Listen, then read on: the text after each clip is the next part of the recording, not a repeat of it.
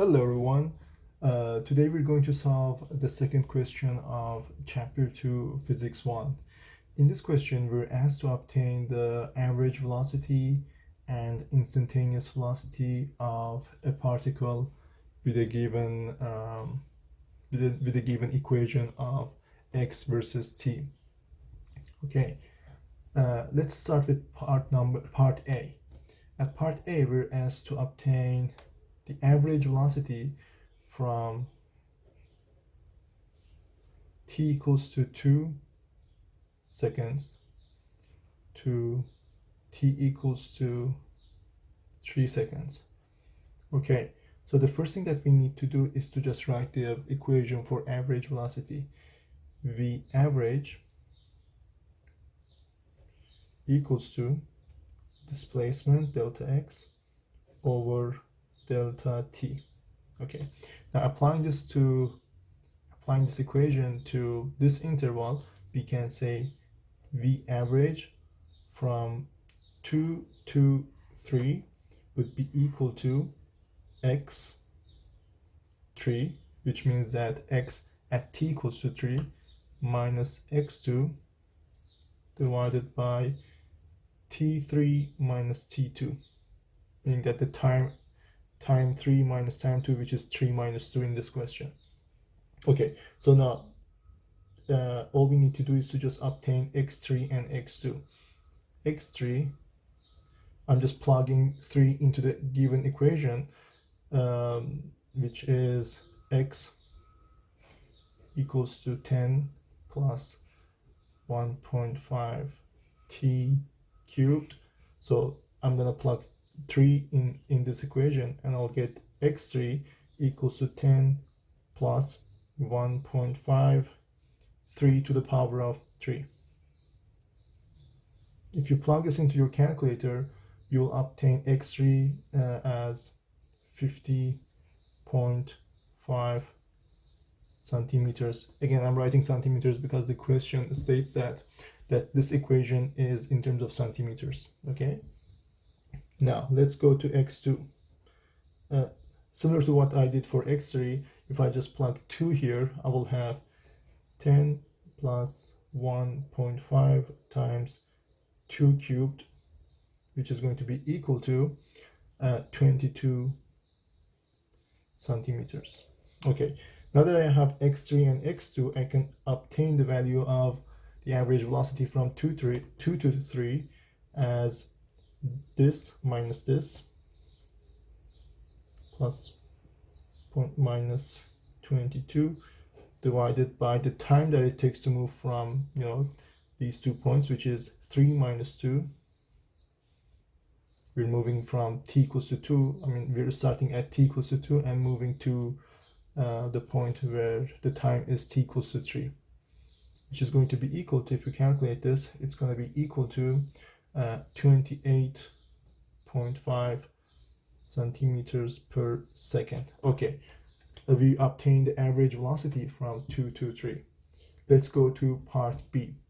In part B, we're asked to obtain the instantaneous velocity at V at t equals to 2 seconds. Okay, now how do we obtain the instantaneous velocity? By definition, the instantaneous velocity is the time derivative of displacement. So all we need to do is to just take the derivative of this equation with respect to t. Okay, v equals to dx over dt, which is going to be equal to 3 times 1.5 t to the power of 2. Okay, now that we have obtained the equation for instantaneous velocity, all we need to do is to just plug 2 into this equation and obtain the velocity at t equals to 2. So v2 would be equal to 3 times 1.5 times 2 squared. Again, if you plug this into your calculator, you will obtain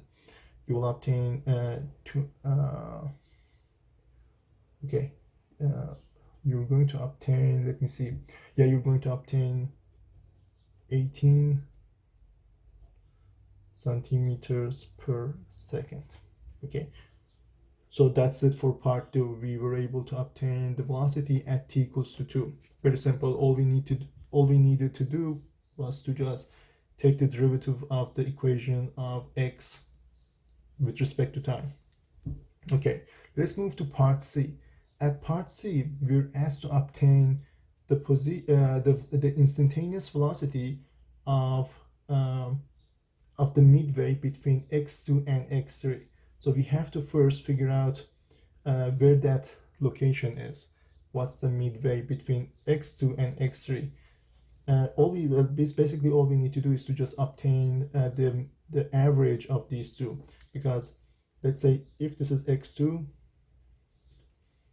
and if this is x3, then the mid xm, let's call it xm, is going to be, mathematically it's going to be the average of x2 and x3, the midway. So xm in the middle is going to be equal to x2 plus x3 over 2.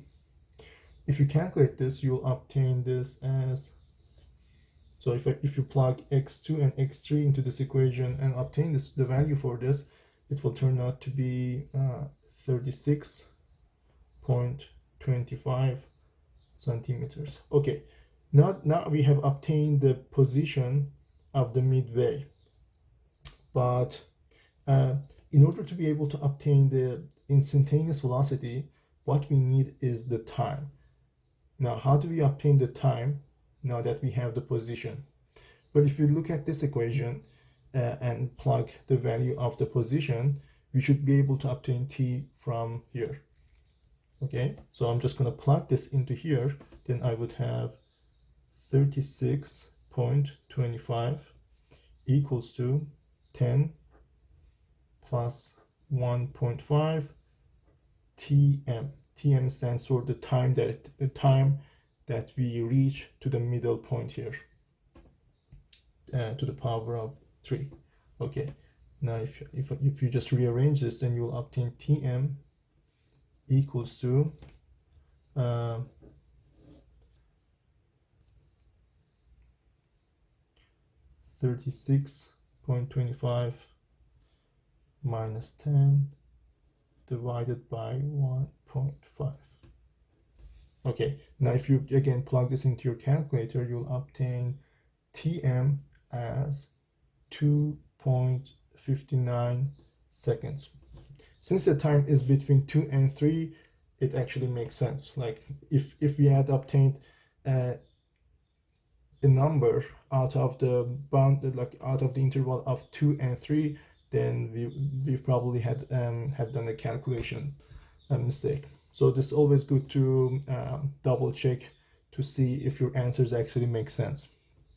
Okay, we have obtained the time. Now we can obtain the velocity in this xm by plugging this value into this equation. So Vm, velocity in the midway, will be equal to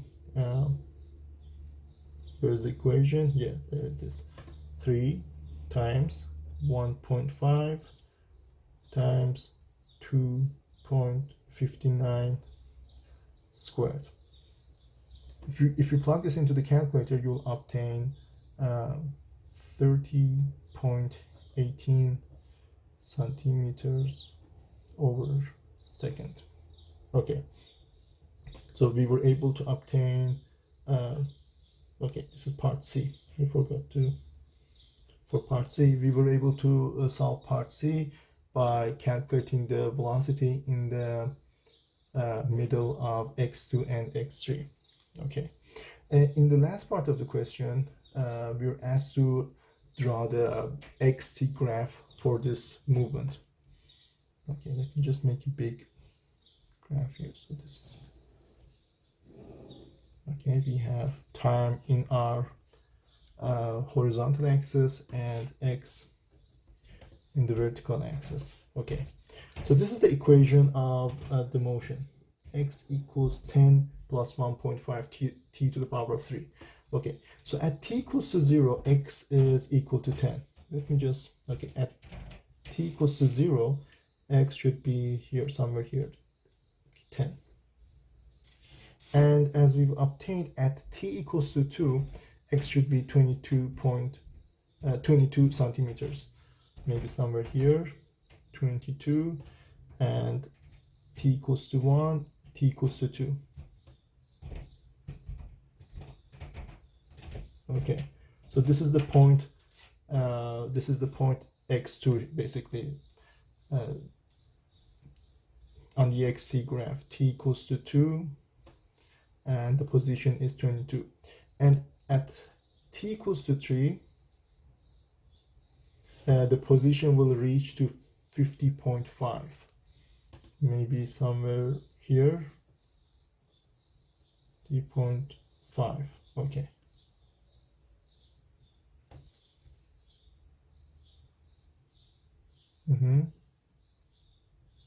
Okay, so we have this. Now if I connect these points together, I'll have a curve like this. Okay, and actually I can continue to the negative side of t. It will like roughly look something like this. Okay, this is the graph of xc, and the question is asking us to spot and indicate the values that we obtained here in this graph. Now let's start with part A, average velocity from 2 to 3.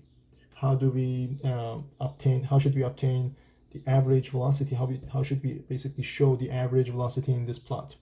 Well, we know that the average velocity in xt plane will be the slope of the line connecting those 2 points.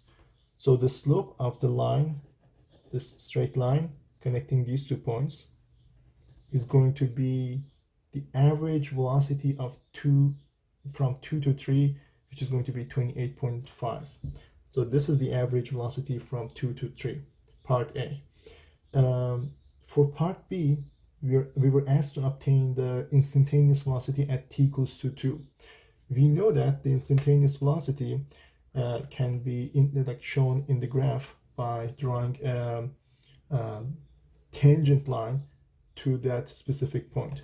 So the slope of this tangent line here, the slope of this line is going to be indicating the instantaneous velocity as t equals to 2.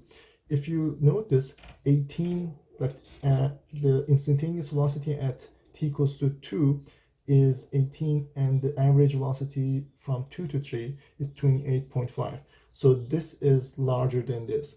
And in this graph, we can see that the slope of the red line, which was indicating this, is larger than the slope of the average velocity. The slope of this line, which indicates the instantaneous velocity at t equals to 2. Okay, now part C. In part C, we were asked to obtain the instantaneous velocity at xm, 36.25. So I can obtain that point roughly here in the middle of these two. So 36.25, and then if I just, so this is the point corresponding to xm, and the instantaneous velocity for xm, again similar to what we did for part B, or this purple line, is going to be the slope of the tangent line on this point. Okay, again you can see that this is actually the largest compared to these two, and the slope is also the largest. I mean, it is in this figure it's roughly similar to the slope of the average velocity, but if you draw this precisely, you will see that the slope of the black line should be larger than the slope of the red line. And that's it.